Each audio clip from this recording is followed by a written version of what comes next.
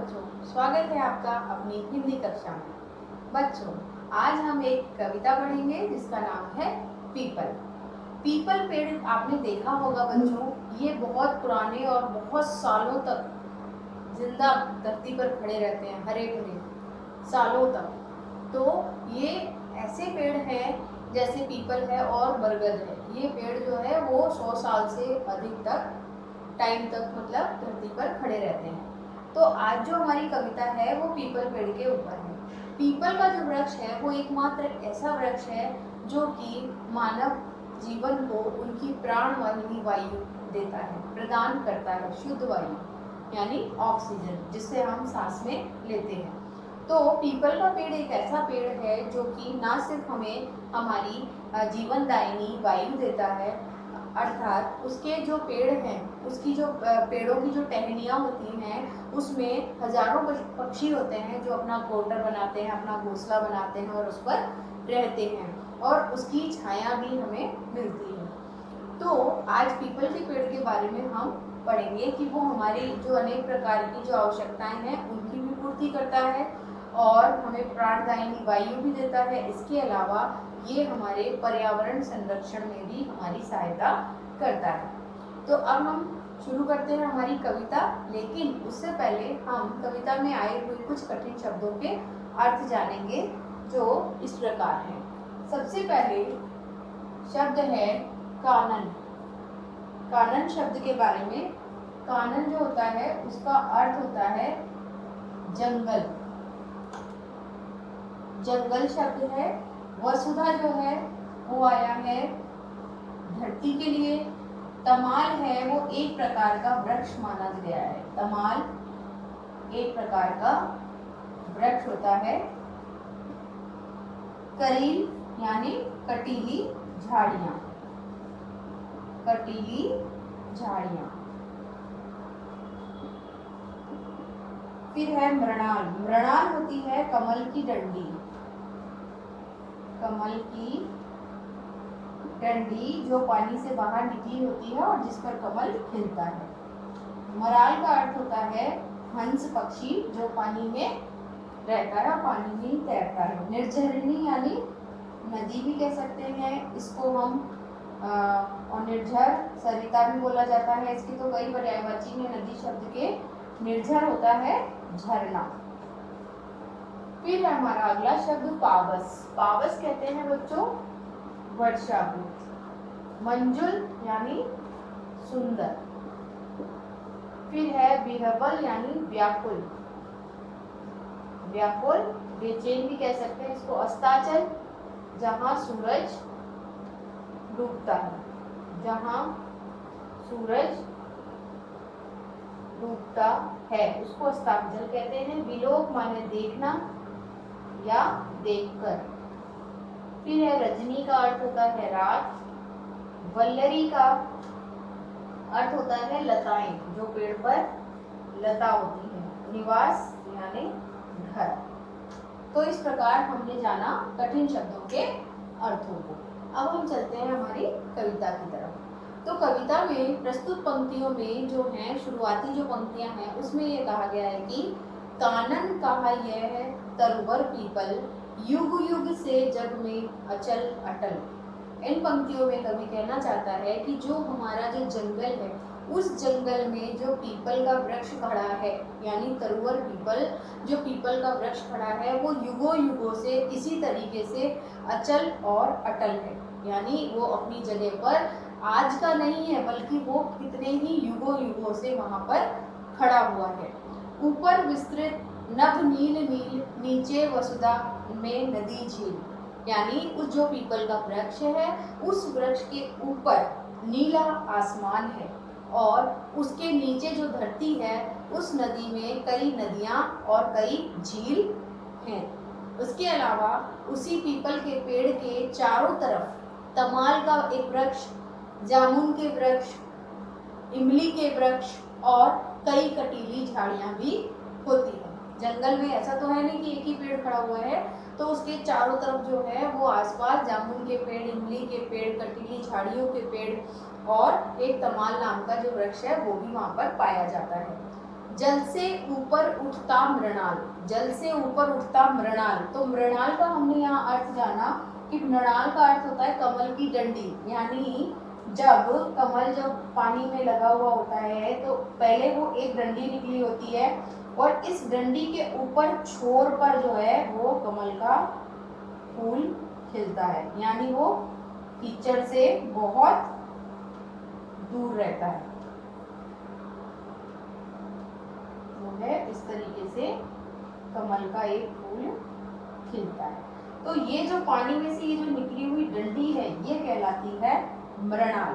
तो इसका अर्थ है कि पानी में से ऊपर की तरफ निकली हुई मृणाल, यानी उस कमल की डंडी की फुनगी पर खिलता कमल लाल। तो इस डंडी के, ये पानी में से जो डंडी निकल रही है इसकी फुनगी, फुनगी का मतलब है अंतिम छोर, उस डंडी के अंतिम छोर पर जो है वो लाल रंग का कमल खिला हुआ है। तिरतिर करते क्रीड़ा मराल। अब मराल का हमने अर्थ जाना था हंस, तो तिरतिर करते, तिरतिर का मतलब है तैर तैर कर, तैर तैर कर जो नदी उसके आसपास बह रही है या कोई झरना उस पर गिर रहा है तो, या कोई झील वहाँ है पीपल के वृक्ष के नीचे धरती पर, तो वहाँ पर क्या हो रहा है, पहले तो कमल खिल रहा है अपनी डंडी की फुनगी पर, यानी डंडी की छोर पर कमल खिला हुआ है लाल रंग का, और उसी पानी में जो हंस हैं, जो मराल हैं, हंस हैं, वो तैर तैर कर खेल रहे हैं। क्रीड़ा का मतलब क्रीड़ा करना यानी खेलना, तो वो तैर तैर कर उसमें पानी में क्रीड़ा करते हैं। ऊंचे टीले से वसुधा पर झरती है निर्झरणी झरझर। ऊंचे टीले यानी आपने देखा होगा कि नदियों का या झरनों का कोई ना कोई स्रोत होता है, वो किसी ऊंचे स्थान से नीचे जमीन पर गिरते हैं। तो जंगल में भी ऐसा ही होता है कि कहीं किसी ऊंचे टीले से कोई नदी जो है वो झरने के रूप में झरझर कर, उसकी जो बूंद बूंद है वो इस धरती पर आ रही है, यानी झरझर कर ऊपर उस टीले से जो नदी है वो झरने का रूप लेकर इस जो है जमीन पर आ रही है। निर्झर के पास खड़ा पीपल, और उसी झरने के पास खड़ा हुआ पीपल, उसकी आवाजें जो आ रही है, पानी जब ऊपर से नीचे गिरेगा तो आवाज तो आएगी, तो जो पानी की आवाज आ रही है झरने के गिरने के कारण, उसकी आवाज सुनकर, कलकल की जो ध्वनि आ रही है उस आवाज को सुनकर जो पीपल के पत्ते हैं वो लगातार हिलते डुलते रहते हैं, उनमें मतलब कंपन होता रहता है। तो लोग कहते हैं कि पीपल के पत्ते गोल गोल कुछ कहते रहते डोल डोल, इसीलिए कहते हैं कि पीपल के पत्ते जो है उनका जो आकार होता है वो गोल होता है। तो गोल आकार होने के कारण पीपल के पत्ते हमेशा हिलते रहते हैं, उनमें जो है हवा जो है वो हल्का सा झोंका भी उन पत्तों को हिला देता है, किसके कारण, उनकी गोलाई के कारण। फिर है जब जब आता पंछी तरु पर, यानी जब जब कोई पक्षी जो है वो पीपल की डाली पर आता है या कहीं से उड़कर कोई पक्षी आकर वहाँ पे थोड़ी देर विश्राम करने के लिए बैठ जाता है, और जब उसे भूख लगती है तो पीपल पर लगने वाला एक फल होता है जिसको गूलर कहते हैं, जो एक छोटे छोटे गोल गोल लाल लाल उसके फल होते हैं, उन फलों पर चोंच मारकर उनको खाता है। यानी कोई पक्षी अगर उड़ते हुए वहाँ आया है, या तो उसका घर वहाँ पर है, उस जो पीपल के पेड़ है, या तो उसका घोंसला होता है, या अचानक ऐसे ही कोई उड़ता हुआ जंगल में से गुजरता हुआ पक्षी अगर उसकी तरवर पे आकर बैठ जाता है, उसकी डाल पर बैठ जाता है, तो वो भी उस पर लगे हुए फलों को चुन चुन कर खाता है। पड़ती है जब पावस की फुहार, पावस का अर्थ हमने यहाँ जाना कि वर्षा होता है, तो पावस का अर्थ है वर्षा। तो जब जब वर्षा होती है और वर्षा की जब फुहार इस पीपल पर पड़ती है, तो इस पीपल पर जो बैठे हुए पक्षी हैं वो भी चहचहाने लगते हैं, यानी उनको खुशी का आनंद मिलता है, और ऐसा लगता है जैसे जो पंछी हैं वो जब गा रहे हैं, एक सुर में गा रहे हैं, तो ऐसा लगता है जैसे कोई सितार बज रहा हो। बहने लगती है शीतल बयार, और फिर क्या होता है, एक तरफ तो नदी बह रही है, एक तरफ ऊपर से हल्की हल्की वर्षा भी हो रही है, और फिर साथ में जब हवा चलती है तो वो हवा उस पानी के कारण बहुत ही ठंडी लगती है। तो इसलिए यहाँ पर कहा गया है कि बहने लगती है शीतल बयार, यानी जब ठंडी हवा चलने लगती है तब तक कोमल पल्लव हिलडुल गाते सरसर मंजुल, यानी उस समय जब हवा जो है पानी के साथ साथ बहती है तो वो हवा इतनी ठंडी लगती है कि उस ठंडी हवा में जो कोमल पत्ते हैं पेड़ के वो जो है सर सर सर ऐसी ध्वनि करके एक सुंदर गीत गाने लगते हैं। तो उसको देखकर, उसको सुनकर वहाँ का जो वातावरण है वो बहुत ही मनमोहक हो जाता है। उसके बाद है कि लख लख सुन सुन बिरबल बुलबुल, यानी जो बुलबुल एक जो चिड़िया है वो जो है वो व्याकुल हो जाती है उस उस ध्वनि को सुनकर। कौन सी ध्वनि? जो झरनों से गिरते हुए पानी से आ रही है और कलकल करते पानी से आ रही है, और जो पेड़ हिल रहा है उसके पत्तों से सरसर सरसर आवाज आ रही है, जो हंस पानी में तैर रहे हैं उनकी छप छप छप छप आ रही है। तो ऐसी लख लख सुन सुन यानी अलग अलग तरह की ध्वनियाँ सुनकर जो बुलबुल चिड़िया है वो व्याकुल हो जाती है, और व्याकुल होकर वह भी क्या करती है, नदी की उस ताल के साथ अपनी ताल मिलाने लगती है। यानी जो नदी का जो पानी जो कलकल करके बह रहा है उस नदी के साथ साथ जो बुलबुल है वो भी चहचहाने लगती है, यानी अपना जो स्वर है वो स्वर उस नदी के जल के साथ वो मिलाने का प्रयास करती है।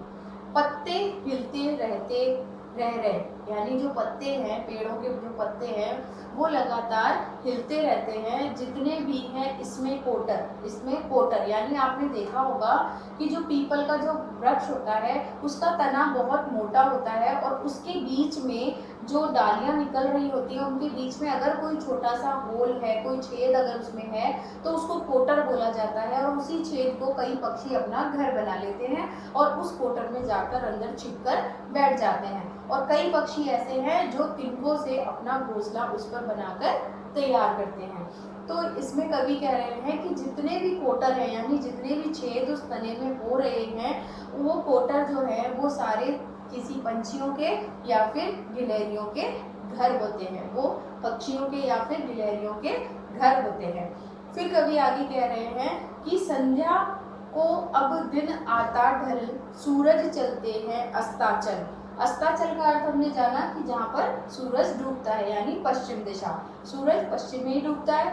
तो इसमें कवि कह रहा है कि जब संध्या होने लगती है, दिल ढलने लगता है, जब सूरज पश्चिम दिशा की ओर जाने लगता है यानी डूबने लगता है, पश्चिम दिशा में जाकर डूबने लगता है, कर में समेट किरणें उज्जवल, यानी कर में, कर माने हाथ, ऐसा लगता है मानो जो सूरज है वो पश्चिम दिशा में जाते समय अपने हाथों से अपनी किरणों को समेटकर साथ में ले जा रहा है। तो उस समय क्या होता है कि जब धीरे धीरे धीरे धीरे सूरज ढलने लग जाता है तो हमारे जो इस पूरे संसार में है वो भी सुनसान हो जाता है। सुनसान का मतलब क्या है कि जो लोग हैं उनकी भी हलचल धीरे धीरे कम होने लगती है। क्यों? क्योंकि सूरज के डूबते ही जैसे ही अंधकार होने लगता है तो जो दूर जो उड़कर गए हुए पक्षी हैं जब वो इस रात भरी संध्या को देखते हैं कि धीरे धीरे अब सूरज अस्त हो गया, अब आज उजाला खत्म हो गया, अब अंधेरा होने वाला है, तो जो पक्षी अपने घोंसलों से उड़कर दूर गए हुए होते हैं वे वापस अपने घोंसलों में उड़कर आने लगते हैं, जिनमें कि चील है, कौवे हैं, ऐसे बहुत सारे जो पक्षी हैं वो इस अंधियारी की संध्या को विलोप का मतलब होता है देखना, यानी इस अंधेरे में होती हुई संध्या को देखकर वापस अपने घर की तरफ चल पड़ते हैं। भर जाता है कोटर कोटर, बस जाते हैं पत्तों के घर, यानी जब पक्षी वापस संध्या को अपने घर आ जाते हैं तो उनके जो घर हैं, जो पीपल के पेड़ पर बने हुए कोटर हैं या जो घोंसले हैं वो वापस शाम को पक्षियों की चहचहाट के साथ भर जाते हैं। यानी दिन भर पक्षी अपना दाना लेने पेड़ों से उड़कर दूर जाते हैं, लेकिन जैसे ही संध्या हुई वैसे ही वापस अपने कोटर या अपने घरों में लौट आते हैं। फिर है आगे कि घर घर में आती नींद उतर, यानी जो व्यक्ति या जो प्राणी जो पक्षी सुबह से घर से निकला होता है जब वो शाम को घर लौटता है तो पूरे दिन की जो थकान होती है उसके कारण उसको निद्रा आने लगती है, यानी निद्रा जो है वो अपना घर करने लगती है। फिर क्या होता है कि जो पक्षी होते हैं वो भी अपने पूरे दिन के श्रम के कारण थक जाते हैं, और जब वो अपने घोंसलों में सोते हैं तो दोबारा फिर से वो जो दिन शुरू होता है वो नई सुबह के साथ फिर से वही उनका जो डेली का जो रोजाना का जो उनका क्रियाकलाप है उसी से वो वापस दिन उनका शुरुआत हो जाता है। यानी इतनी गहरी निद्रा में सो जाते हैं कि जब उठते हैं तो दूसरा दिन प्रारंभ हो जाता है। इस तरह वही रात बीत जाती है और शुरू हो जाती है वही बात, यानी पिछली बात वहीं पर खत्म हो गई और नई सुबह के साथ नई बात वही चालू हो जाती है। और कभी आगे कहते हैं कि इस वसुधा के साथ एक अन्य प्रांत भी है, यानी इस वसुधा में एक अन्य प्रांत है। अन्य प्रांत का मतलब ये तो हो गई पक्षियों की बात, जो पक्षी हैं वो पेड़ पर रहते हैं, अपना कोटर में घर बनाते हैं या घोंसलों में घर बनाते हैं, लेकिन वन्य प्रांत यानी इस जंगल में ऐसा तो नहीं है कि सिर्फ पक्षी पक्षी है, बल्कि वहाँ पर और भी चार पैरों पर चलने वाले जीव भी हैं। तो उसके लिए कवि ने कहा है कि दूर शांत वातावरण में चार पैरों वाले जानवर जैसे गाय है, बकरियां हैं, भेड़ हैं, तो ऐसे कई जानवर उस नदी के आसपास जो कोमल घास लगी हुई होती है उसको खाते हैं, उस घास को वहां पर खड़े होकर चरते हैं। चरने का मतलब है अपने मुंह से ही चरते हैं, जानवरों के हाथ तो है नहीं कि वो हाथ से तोड़कर खाएंगे, तो वो क्या करते हैं उस निर्मल घास को जो है वो धीरे धीरे धीरे धीरे चरकर यानी खाने लगते हैं।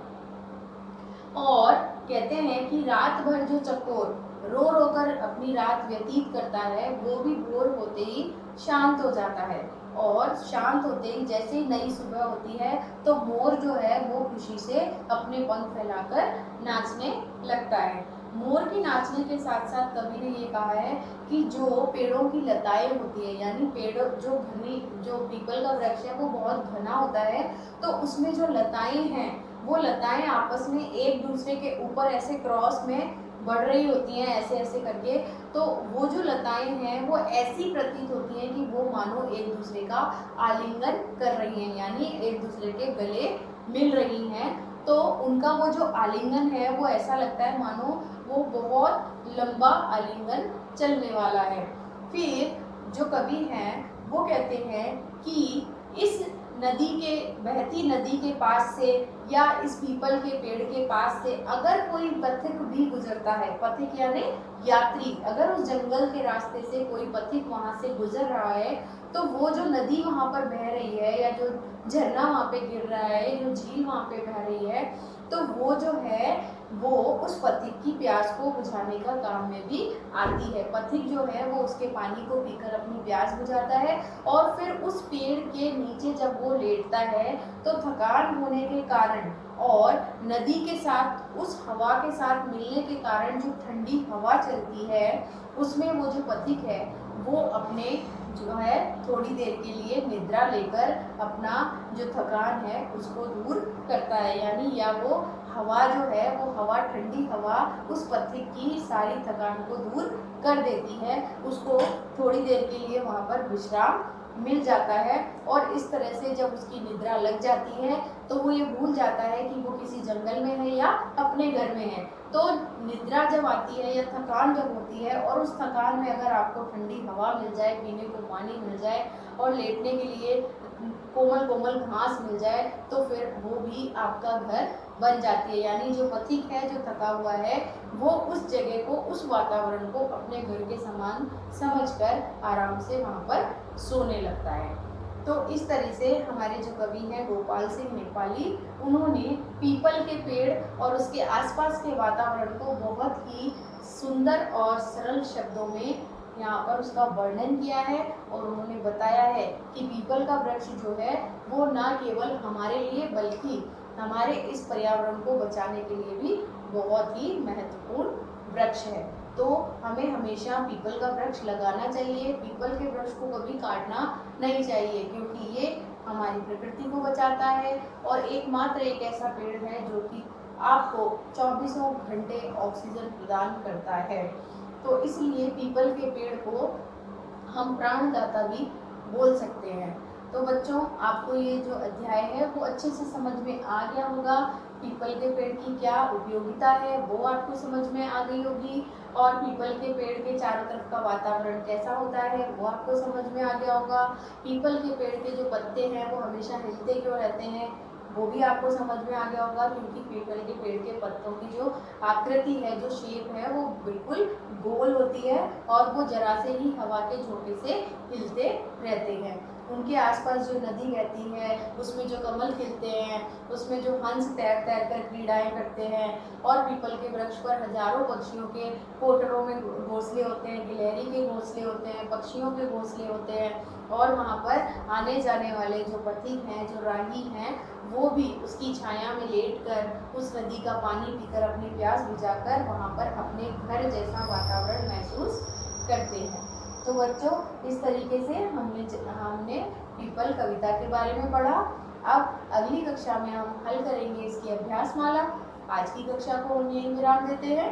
तब तक के लिए नमस्कार बच्चों।